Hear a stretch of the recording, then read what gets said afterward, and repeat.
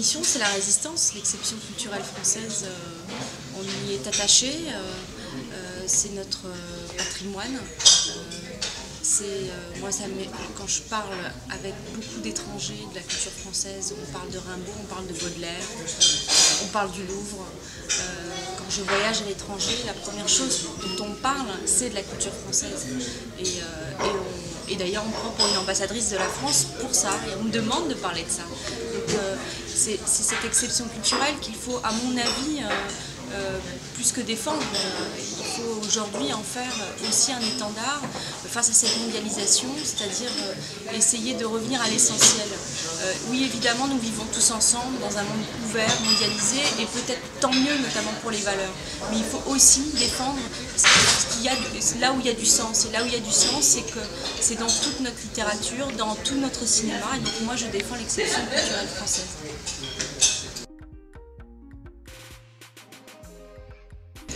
La patrie, c'est l'Assemblée nationale pour moi.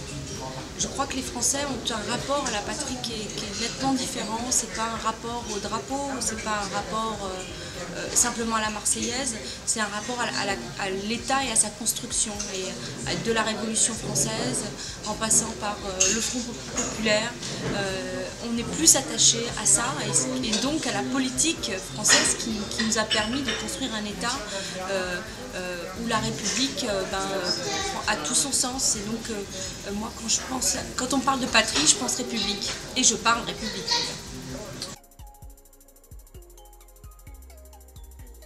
Oui, beaucoup d'idées pour la repenser.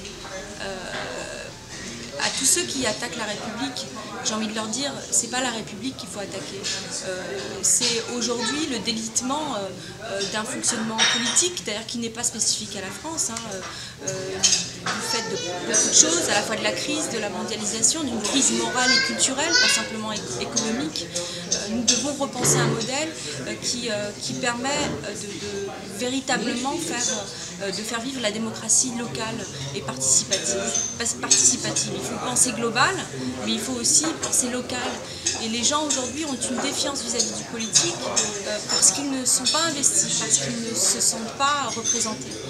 Et c'est pas très compliqué, il faut une volonté politique. Moi je pense que François Hollande l'a, et qu'il faut impérativement que les partis, que la société civile accompagnent cette dynamique qui va nous permettre, notamment avec toutes les propositions, non cumul des mandats, moralisation de la vie politique, de renouveler à la fois la classe politique, mais aussi d'intégrer beaucoup plus le citoyen dans le processus démocratique, ce qui était d'ailleurs l'idée des primaires socialistes.